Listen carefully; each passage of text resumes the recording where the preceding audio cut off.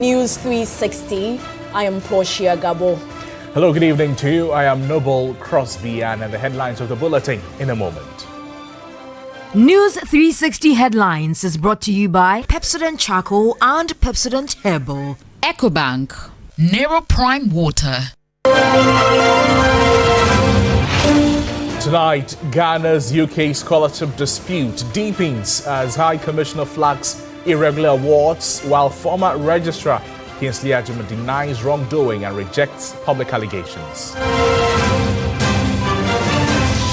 We'll go to the Ashanti region, which has recorded Ghana's highest maternal mortality as health authorities push urgent measures to save mothers and reduce preventable deaths.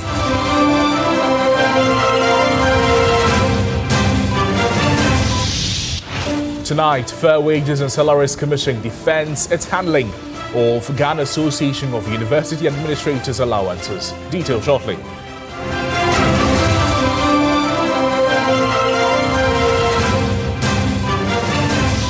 Later in business news, business confidence remains strong despite rising costs and credit constraints. That's according to AGI Business Barometer.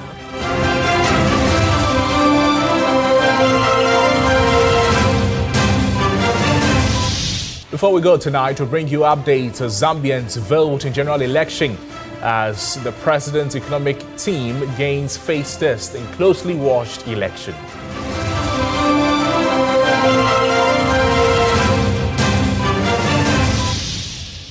Welcome to the broadcast. We're live also on all our social media platforms at TV3 Ghana. Thank you for joining us there.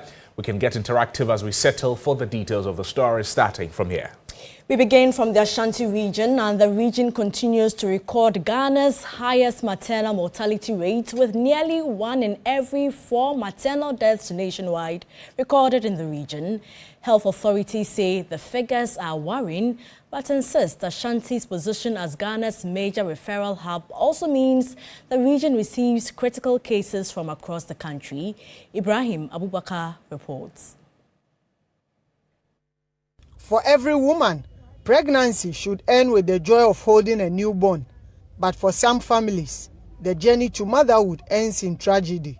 In Ashanti, the numbers are raising concerns. In 2024, it was 195.6 mothers died for every 100,000 live births. And then in 2025, we had 196.7 mothers dying per 100,000 live births. And you can see in terms of the contributions to this figure in the country. Ashanti, as Honorable said, is leading 24%. Concerned about the trend, the Deputy Minister for Health, Dr. Grace Ayensu Dankwa, is in the region engaging health officials and other key stakeholders on measures to reverse the trend and reduce preventable maternal death. The reason we're here today is because we have done so much, but the so much doesn't seem to be getting us the necessary result. So something has to change, or we have to look at it from a different angle. Our maternal mortality index is actually 235 per 100,000 live births. The top 11 regions where these deaths are coming from, number 1 is Ashanti region. The deaths are here not because it's Ashanti regional problem, so don't take it personal. It is because now you're getting more referrals here. The research also shows that most of these women, by the time they get here, between 24 to 48 hours, the death has already happened. For health authorities, the figures point to a wider problem of delays in identifying complications, inadequate capacity in peripheral facilities, and weaknesses in referral and coordination. 1, clinical mentorship. 2, let's add quarterly reviews. 3, let's think about virtual labor room where people can support others in the periphery to address them without coming.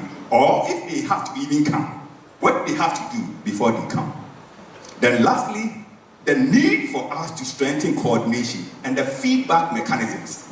With just 4 years to 2030, Ghana's target for the Sustainable Development Goal of reducing maternal death to 70 per 100,000 live births remains a daunting challenge. And in Ashanti, where the country's most complicated maternal cases are increasingly being referred, health authorities say saving more mothers will require action long before they arrive at the region's major hospitals. Now, still on lives lost, but back here in the capital, 11 people have died and others injured after a tipper truck collided with a Sprinter bus at the Ofanko barrier on the Accra-Kumasi highway in the early hours of Thursday. The crash left the Sprinter bus badly mangled, trapping several passengers inside and triggering a major rescue operation at the scene.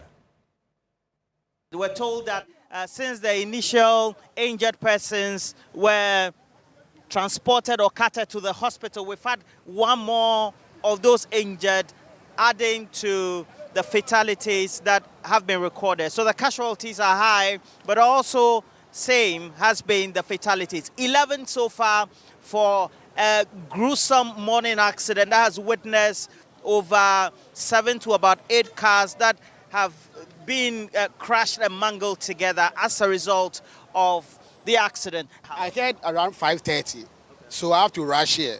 So when I came, in fact, the whole place was very bad, and the dead bodies were being taken away. So I met one of the eyewitness. So he narrated a story to me. He told me that there's a boboya which was knocked down by a Toyota driver. So the driver did not stop and went away. So the boboya, the driver died on the spot. So the police van came and met the dead body. So the police van, the white van that is parked there. So it's only one police officer in the car. So he parked and started stopping the car to direct the traffic. So when he parked, he sees there is another tipper truck driver who did not know what is happening. So when he saw the policeman stop him, so he stopped. Then there's some cars behind, an other passenger car behind. So he did not know that the truck has passed. So he came and hit the truck. Yes, he came and hit the truck. Then there's another third car who did not know that there is an accident. So he also came and hit the passenger car. So the passenger car got cramped in the middle. The passenger car, that is where the passengers were. About 15 passengers were in that van. Still in the Greater Accra region, 2 armed robbers have been killed in a shootout with the police in Accra. The robbers, 3 in number, stationed their vehicles close to some banks in the attempt to rob, but police foiled the robbery, leading to the arrest of 1 person. We are told that today, this morning, around 8 a.m., this very spot where you see this vehicle, this is not a vehicle that was involved in the incident, but around 8 a.m., a vehicle parked here from that time till about 1 p.m. Let me bring one eyewitness that was in here. He happens to be a private security personnel who says that he saw everything. Let's engage with him. Boss, how are you? I'm fine. What's your name? My name is Barnabas. Barnabas. Barnabas, so you saw everything as it happened? Yeah, I saw the car parked here, and then I saw the security officers too came around. So immediately they came around, the car moved. So to this side, when they were going, the security officers then stopped them, but they didn't stop. That was when they started shooting their tie, and then they left. Our security room, when I saw a CID car vehicle, yes, they were trying to approach one car that was parked beside our hotel. So immediately, what I saw that the car was rushed. They wanted to run away. So the CIT guys started shooting. So when they started shooting, then the car just moved away. Then they followed them. It's a spot where we are told the alleged armed robbers were gunned down. So if you look on the floor, you see the blood stains right here. You also a vendor here, and you also saw what happened. Yes, please. What did you see? I start here, no, na say knockout, na say she corner. So I start na me cry me come, I do say we will be born knockout there. How but actually that second na be say na police former be guide you hana. Ka bia betwem, ka be the speed betwem. Wow. Enti yes antina kakra ne hu say am robbery car ne be fam wa ha na police form di echire. Nti police form di echire na ba ku so abe cross am robbery form wa ha. Okay. Nti omo ba cross na police form di omo di echire ne tutu na de be cross omo ha so tutu. Ti na ye fe pan like police form ya. Na fe. Yes. As a war movie. We dey me hu be that real action movie. Away from safety and security, a dispute over unpaid scholarships for Ghanaian PhD and master's students in the UK and a new verification exercise is exposing fresh questions about Ghana's foreign scholarship scheme. High Commissioner Zita Benson alleges that some awards cover not only students but also their spouses and children, while more than 180 scholarships were granted in January 2025, leaving the new administration with over £35 million in obligations. Under the arrangement, government takes responsibility for approved costs such as tuition and stipends, with the Scholarship Administration in Ghana working through Ghana's High Commission in London to support beneficiaries and deal with their universities. But some students say the payments have fallen into arrears, leaving them demanding that government settle outstanding fees and allowances. Now, as the High Commission moves to verify beneficiaries before further payment, High Commissioner Zita Benson says a review of the records is uncovering what she describes as serious irregularity. I knew when I took office that we were owing about £35 million. And as of last year, we paid £3 million out of the £35 million. And this year, we have started paying some of these debts. But this year, when I visited Edinburgh in Scotland, a group of young people came up to me and they said that they were part of the 2025-2026 admissions. And look, I was shocked because as far as I'm concerned, this NDC government has not sent any students for 2025-2026 academic year. And 2025 is when NDC took office. And so I started my investigations. And then I found out that the previous registrar had brought in 189 students, amounting to about 3.1 or almost 3.2 million pounds. And they were in various universities. Bangor University in Wales alone had about 56 students who entered in January when His Excellency John Mahama had taken power. This man had no business sending students in 2025 to incur more liability on the new government. He had no business doing that. She alleges that some scholarship packages went beyond the students themselves, with taxpayers also paying for spouses, children, airfares, and allowances for dependents. Tuition is free, government is paying for it, stipends is free, and then the person, the awardee, comes along with the whole family. Some of these families were as many as 4 children plus spouse, 5 children plus spouse, 3 children plus spouse. And what I can tell you for a fact, my eyes have seen the documents and the payments. I know the travel agents that was collecting these payments to buy tickets for them. It's just I don't want to put their name out there. But they know, listening to me, that travel consult, they know that what I'm saying is true. We paid for whole families, for whole families to move in with their parents and their spouses to come and study master's degree. I mean, it's insane. It's insane. Meanwhile, former registrar of the Ghana Scholarship Secretariat, Dr. Kingsley Agyeman, has denied allegations of wrongdoing in connection with the award of scholarships during the previous NPP administration. In a statement issued through his lawyers on Thursday, August 13, Dr. Agyeman says he executed his work as former registrar of the Secretariat with utmost diligence and therefore denies any wrongdoing. According to him, claims being made against him by Ghana's Ghana's High Commissioner to the UK and Ireland are only intended to renew public ridicule against him. His lawyers say investigations into allegations of corruption surrounding scholarship awards during his administration have already been initiated by the appropriate state security and investigative agencies.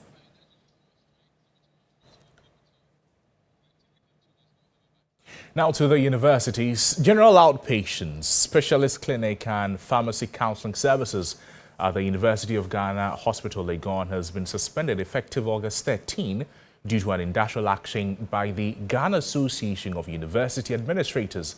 While emergency services remain available, routine patients are advised to seek alternative arrangements. My colleague Noura Mohammed was at the hospital and filed this report.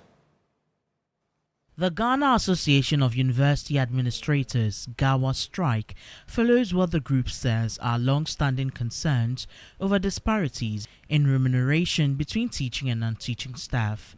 Patients seeking medical attention and care at the University of Ghana Hospital here in Legon have been turned away as the management have called on a temporary suspension of all OPD services here at the University of Ghana Hospital in Legon. And so most of these patients have had no other option but to turn back with their various ailments to seek medical attention elsewhere. The outpatient department, OPD, usually swarming with patients, was nearly empty as several patients were told that medical professionals on duty were on strike. Relatives of some patients expressed frustration over the strike and its impact on them. They sacked them to go because they said the doctors are on strike. So since early this morning, all those who were sick, the patients that came around were asked to go back home because the doctors are on strike. So they didn't allow them to enter. If I didn't follow my mom, I wouldn't know that they are on strike because she started coming here on Monday. And always, if she comes home here, she will be asking her, have they taken care of her? And she said, no. And the person too is suffering. You can even see it all over his face. We learned there are just 2 doctors around.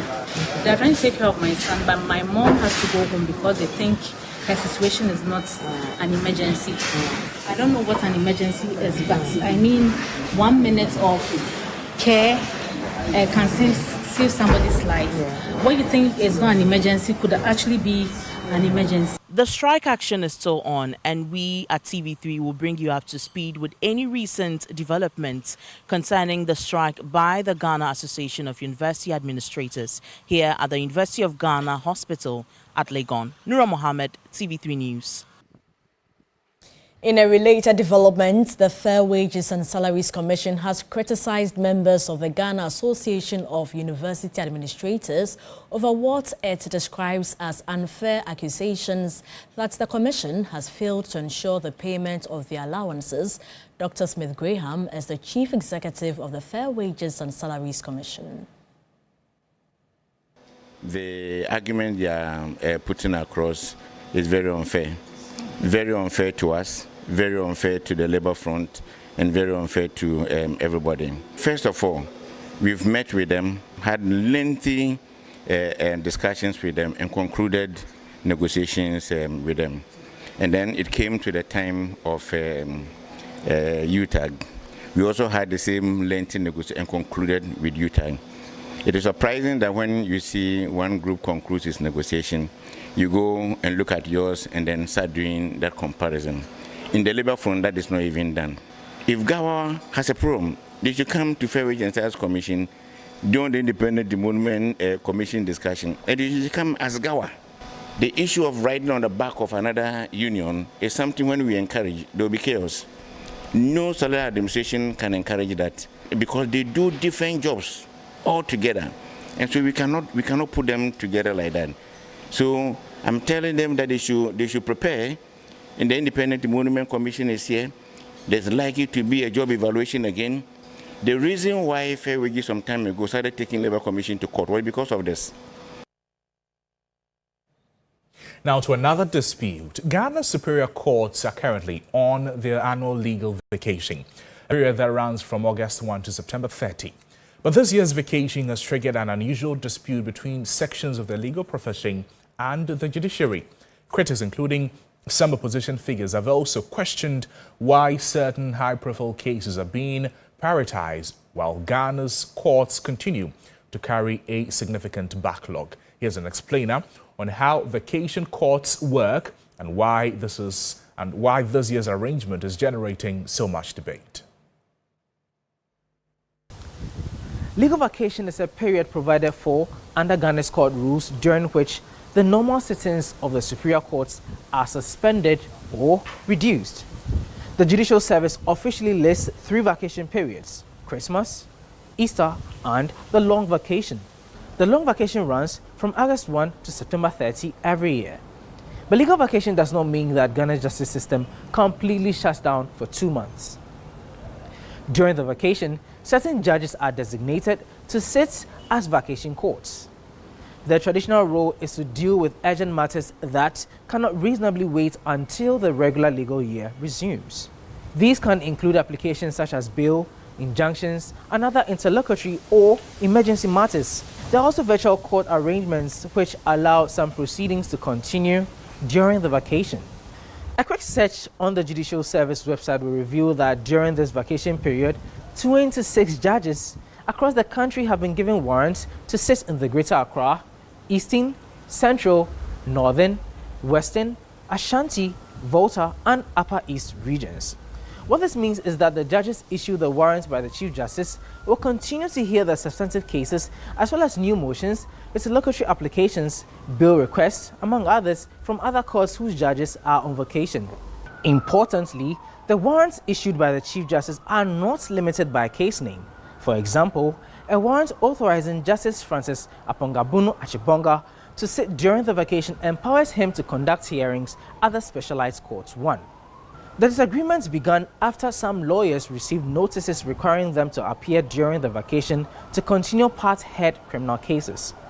Among the cases affected are the trials of former National Signals Bureau Director Kwabna Edubuahin, former NAFCO Chief Executive Hanan Abdulwahab Aludiba, former NPO CEO Mustafa Abdulhamid, and NPP Ashanti Regional Chairman Wonsumi. The Ghana Bar Association has subsequently petitioned the Chief Justice. The GBA argues that the legal vacation is intended to provide judges, lawyers, and judicial staff with a period of rest after the demanding second term of the legal year. It says vacation courts have traditionally handled urgent interlocutory matters, not substantive trials. But this is inaccurate. This arrangement is not new. A quick throwback will reveal that as far back as 2011, then Chief Justice Georgina Wood directed commercial courts in Accra and Kumasi to sit during the legal vacation in order to reduce the backlog of cases which had a direct financial implication on businesses. Again, in 2024, during the trial of now Finance Minister Dr. Kesio Atuforsen and 2 others, certain applications were heard during the legal vacation, even as the substantive had been adjourned to October. The impression, therefore, that only a few cases have been selected for the vacation courts is inaccurate. Here's a list of the vacation courts and their judges. Lord Idwasari, TVC News, Accra. In more news tonight, the new Patriotic Party is encouraging healthy competition among aspirants for its national executive election set to happen on October 3, with strong guidelines issued to guarantee an event-free process. Nominations will open from August 17, while filing of the forms will take place from August 23, as relevant eligibility criteria have been outlined. Christian Yali reports. Chairman of the NPP's National Elections Committee, Frederick Opariansa, outlined a calendar of events ahead of the election, urging prospective candidates to study the rules governing the process. The approved cost of nomination forms is as follows. For the national chairmanship position, it's 50,000 Ghana cedis. For vice chairpersons, 30,000 Ghana cedis. For the general secretary position, 25,000 Ghana cedis. All other positions, 10,000 Ghana cedis, with a special consideration for the special wings, Nasara, women and youth paying 8,000 Ghana cedis. Members of the National Elections Committee cannot contest or affiliate themselves with any aspirant. The party says at least 1/3 of delegates to the National Delegate Conference must be present to form a quorum. An aspirant must be a known and active registered party member for at least 2 years, be of good character, be a member in good standing, pay the prescribed fees, satisfy the National Vetting Committee that he or she qualifies to contest. We therefore encourage prospective aspirants to study the regulations carefully before submitting their nominations. We also expect that competition to be conducted with respect to one another, respect for the party, and respect for the rules governing the election. The New Patriotic Party says it has put down enough structures for persons who may be aggrieved, and so it has set up a vetting committee chaired by Cecilia Benadapa and also an appeals committee to be chaired by Jogate. Those aspirants who may be aggrieved can file a written petition to the appeals committee to be considered within 48 hours. But those who will still not like the outcome of the appeal decision can further appeal at the National Executive Committee. This architecture is deliberate. We want decisions to be made according to rules, and where somebody feels aggrieved, for that person to have an established avenue for redress. Our appeal to everybody is therefore to use the institutions and procedures established by the party. Now, President John Dramani Mahama has assured chiefs and people of the Upper East region that construction of the long-awaited Upper East Regional Airport will begin before the end of 2026. During an inspection of the proposed airport site, the president said procurement was progressing and expressed confidence that construction would soon begin. We want to open up the country to air travel because there are some people who want to go very quickly to Accra, transact their business and come back quickly. You cannot sit in a bus for 11 hours going to Accra and 11 hours coming back. And so the time has come for Upper East to have an airport. Before passengers from Upper East have to drive 100 miles, 160 kilometers to Tamale to catch the aircraft from Tamale to Accra. And when they come, they drop in Tamale and they have to drive 160 kilometers to come back to the Upper East. That would be a thing of the past. You'll be able to fly from here directly to Accra without driving to Tamale. And so this is going to be an important enabler of economic activity. Aside from that, there are many visitors here in the Upper East region. We have the gold mines. They have to move their gold down to Accra. Sometimes they have to use a bullion van or charter a helicopter. And so it will be easy for them to bring it here and fly their gold bullion to Accra. And so, like he said, the project is 24 months. I've been following the process of the procurement. I want us to let it go quickly. There are 3 airports. Wa Airport, Wa is getting a new airport. Upper East is getting an airport, and then Sunyani is also getting a new.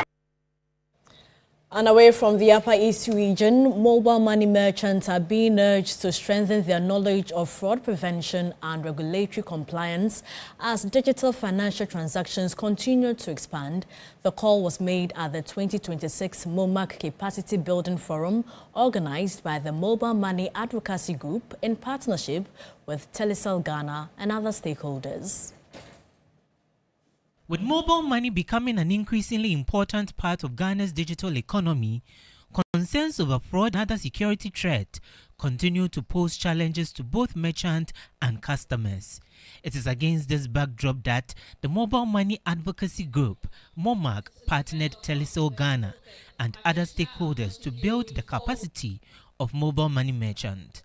President of MOMAG, Edward Oforiajiman, explained why the partnership was necessary and the impact the initiative is expected to have on the industry. We all know in the country how fraud is going on. However, the agents need to be trained. So that is the reason why today we have partnered with Telecel Ghana to make sure that the businesses they are doing, they would do everything in compliance with regulations. Beyond security, organizers say the forum is also aimed at helping mobile money merchants better understand the risk associated with their operations and the need to remain alert to the changing tactics of fraudsters. We are working with the MOMAG of Ghana as a mobile money agent network to collaborate on our various efforts to improve their capability. One of the best ways is to equip them so that they will be better positioned to serve our customers better. For participants, the forum provided an opportunity to gain practical knowledge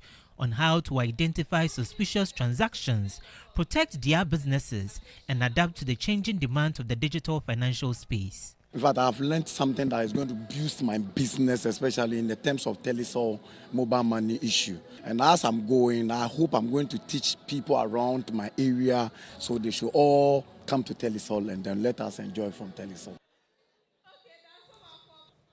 You're watching News 360 live also on all our social media platforms at TV3 Ghana. Going for a quick break, but before that, there's a weather update. Weather News segment is brought to you by Syntex Tank.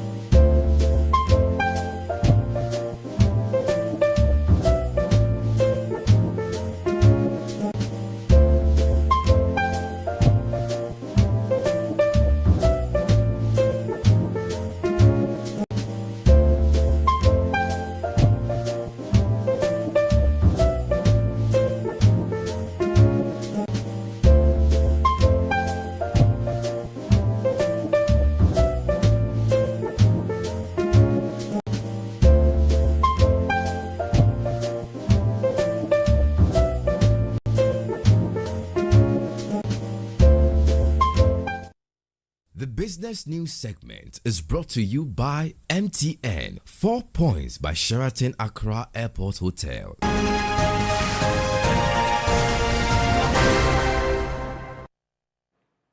Good evening. Welcome to the business segment on News 360 with me, Menu Aful. In our first story, Ghana's growing urban population continues to put pressure on the country's transport system, with traffic congestion and inadequate infrastructure affecting productivity and economic activity.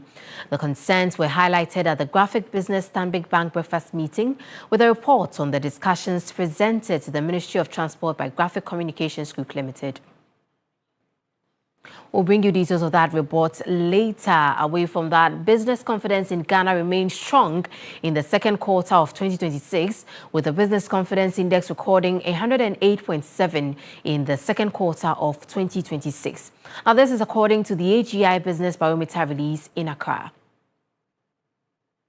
According to AGI, this reflects continued optimism over macroeconomic stability and government economic reform agenda. Chief Executive Officer of AGI, Seth Chuma Kwabwa, noted there are still external shocks that could dampen the confidence. We have a baseline we call the 100 mark baseline. Any point above the baseline means that the confidence level is really high, and any point below it means that people are not very confident about the economy. They are hoping that the current war that is going on in Iran could stop, so that its potential negative effect will not be too devastating. If it is, then there isn't much. Businesses don't have control over it, and then they will see the impact negatively on their bottom line. For now, government has done well in containing the situation. I think. However, President of the association, Farm Kofin Siapoku, noted businesses continue to face significant cost pressures, particularly from electricity tariffs, which remain a major challenge to the operating environment. Just at the beginning of the year, we were told that ECG has been instructed to withdraw that bulk arrangement, which automatically brought about 48% increase in electricity costs, making these companies uncompetitive. The AGI called for a more supportive business environment. Our VAT rate is still high, and then several other taxes. The businesses cite that's one of the challenges. There's also the issue of cost of raw materials, because we import a lot of our raw materials. So it means that we need to deepen our value chains. Per the AGI Business Barometer for Q2 2026, business outlook remains optimistic, with continued macroeconomic stability expected to support growth the second half of the year despite persistent external risk. Let's take you back to our earlier report on Ghana's growing urban population, which continues to put pressure on the country's transport system, with traffic congestion and inadequate infrastructure affecting productivity and economic activity. These concerns have featured prominently in discussions at the Graphic Business Stanbic Bank breakfast meeting, with stakeholders calling for fresh approaches to trust financing and development. The report presented to the Ministry of Transport highlights the need for stronger stakeholder collaboration, sustainable funding, and greater private sector participation in developing alternative transport systems. Anybody who comes to Ghana must see that Ghana is the flagship of our continent. In other areas we are doing well. Transport, we can do better. So the report has a lot, and we trust that handing this over to the ministry will help the ministry to also respond to some of these calls, some of these suggestions, and with time we'll be coming back to get updates on what you are doing, where we are. If there are any bottlenecks, you share with us. The ministry says the recommendations will feed into its ongoing policy development, particularly as government seeks private capital to expand the country's transport infrastructure. The kind of transport system that can support the urban development that we are seeing today. Talk about the rail systems, talk about the sky trains, talk about the bus systems, routing, and so on and so forth. You also talk about the fact that we have traffic in town. And so our purpose as a ministry is to channel policies that would address all those things. And so we will take this and take all the recommendations you have made and we would input them. The ministry says it is open to proposals from the private sector to help address challenges in the transport sector. Marking 30 years in the Ghanaian telecommunications industry, MTN Ghana has rolled out customer-centered events across the country to celebrate its loyal subscribers. Senior Manager for Products, User Experience and Design, Eric Pupulampu, says consumers play a key role in sustaining the company and their loyalty deserves to be appreciated.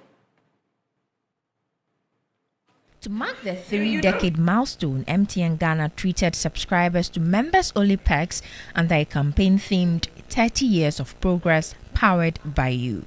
MTN Ghana says the celebrations form part of a broader push to go beyond connectivity and deliver real value to its customers. It's primarily about encouraging customers to do more and be a part of the family, right? So it's just our way of giving back to the community, having been existent for the past 30 years. To join in, you just have to dial *530 and you can be able to find your zone and information about the promotion and all that. So it's a simple one. It doesn't require any draw, doesn't require any game of chances. It is straightforward. With the country grouped into 3 zones for the promotion, top-ranked earners in each zone stand to drive away with brand new Toyota Land Cruiser Prados alongside cash prizes. I'm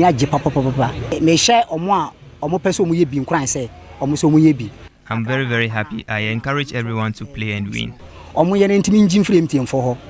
As part of the wider anniversary package, there are several other cash and lifestyle rewards across the price structure, ensuring more customers benefit every month.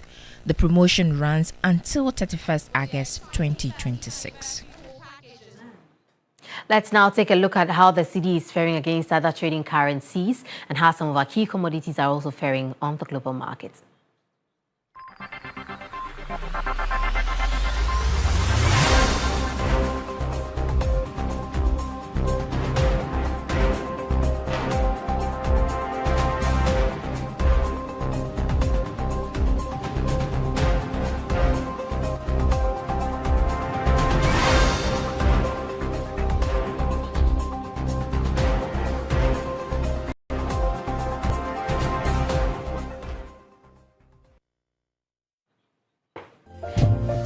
Business tonight on News 360. I am Minua. We have more news updates coming your way. Stay with us.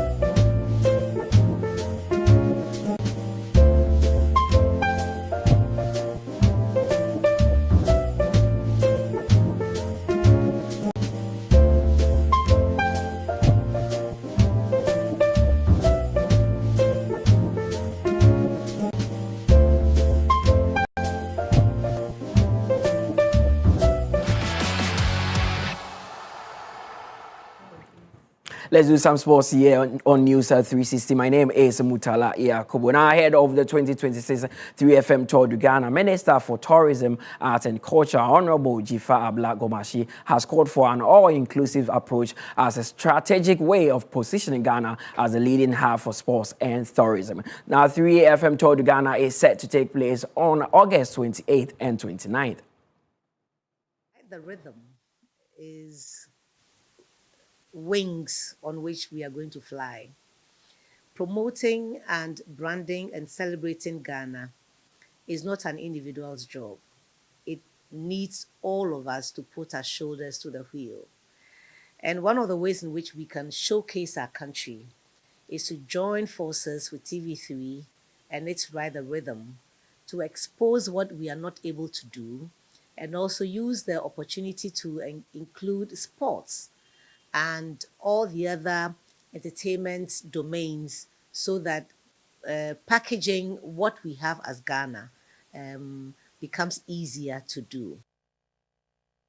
3FM Tour de Ghana would happen on August 28th and 29th. Let's move to boxing, where undefeated Ghanaian boxer John Laye Obato Roblebo in Argentina on Saturday in the WBA World Eliminator at the featherweight division as he moves closer to a world title. The boxer, who has been making final preparations over the week on Argentinian soil, has been closely guided by manager Sami Enimado and legendary footballer Asamoah Gyan. Gyan and Enimado, speaking to TV3, believes Laye is ready to earn a victory.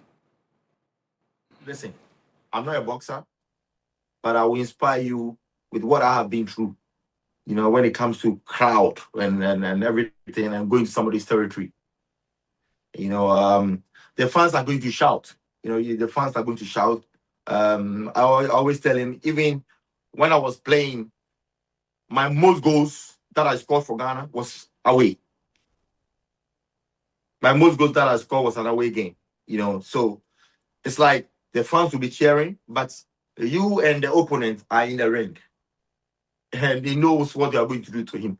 So don't just forget about the crowd, and then focus on you and the person in the ring, you know. So he knows what is at stake, and we've watched his clips. We've seen his weakness. We've seen everything. We've had a good game plan that we're going to exhibit. That is what we do. We are there to just guide the boy. The bout is on Saturday. Let's do some football now, where the Black Queens kept their dreams of making the 2027 World Cup alive with a hard-fought 2-1 victory over Ivory Coast. Princess Mafo and Josephine Barr scored for the Queens, who will now have it all to do in the World Cup playoffs. The following report has more details.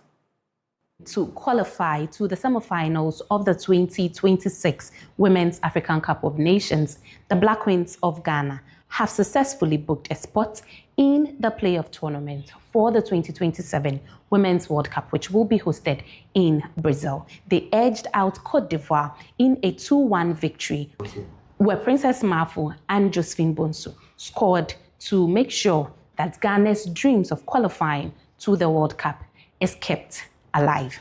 However, this means as the Queens fight for a place in the World Cup 2027, they would also have to be fighting for their spot in the 2028 Olympic Games. In October this year, they will start their pursuit for their maiden appearance at the Olympic Games against Mauritius and play other qualifiers if they are able to qualify from the second round of the competition, which means the Black Queens of Ghana are about to be very busy, because in the playoff tournament, they have 4 matches to play, 3 in the preliminary round and 1 in the final round, if they are able to successfully qualify from the preliminary round. But for now, the Queens will be excited that their dreams of making it back into the World Cup after missing it for 2 decades is still kept alive.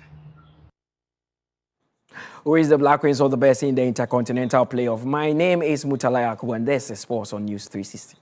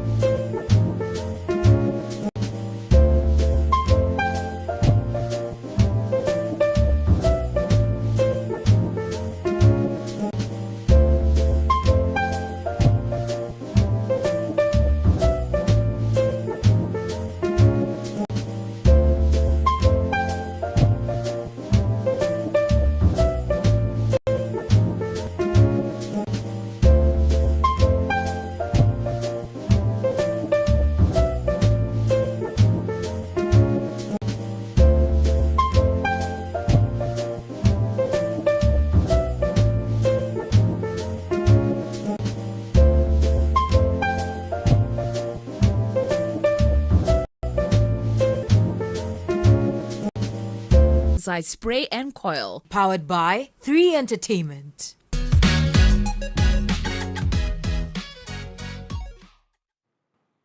Well, good evening and welcome to the Entertainment News segment here on News 360. My name is Noella Donko. Now, Ghanaian music legend Kojo Antwi has paid a courtesy visit to the Asantehene Otumfuo Seitu II at Meisha Palace during the Ewukude Festival. The Mr. Music Man presented 300 copies of his memoir, Mr. Music Man, The Journey to Otumfuo, and another 50 copies to the Asantehene Her Royal Highness Queen Nanaya Echan II, whom he also congratulated on her instrument. Kojo Antwi revealed that his next album will be launched at Meisha Palace in honor of Otumfuo, although a date for the launch is yet to be announced. And now onto some more stories. A federal judge has dismissed a child sex trafficking lawsuit brought by 4 Cashew siblings who alleged they were sexually abused by Michael Jackson as children. Judge Hernan de Vera ruled Wednesday that the allegations must be handled in confidential arbitration, citing a 2019 settlement agreement between the family and Jackson's estate. Well, that's it for the Entertainment News segment here on News 360. My name is Noella Donko. On the international front, Zambians voted on Thursday in a national election that will test whether President Hakainde Hichileme's economic gains since a pandemic-era debt crisis are enough to win him a second term. Analysts say Hichilema 64 is favored to win due to advantages of incumbency and a fractured opposition, although his main rival, first-time presidential candidate Brian, has drawn large crowds. And that's of News 360. There's more news always on our website, 3news.com. I am Noble Crosby. And I am Portia Gabo. Good evening.